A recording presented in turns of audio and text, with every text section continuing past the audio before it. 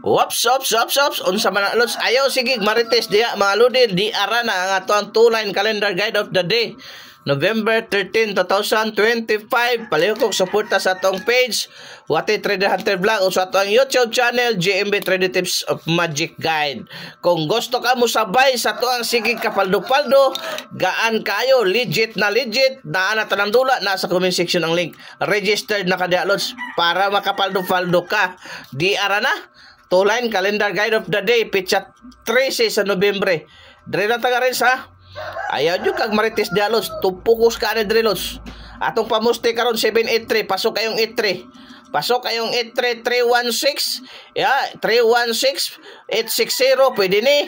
3861 pwede kayo og ato ang VIP 836 835 830 og 350 og 850. Kana ha, delikado rin na nimo pick up ron sa two-line calendar guide karong adlaw.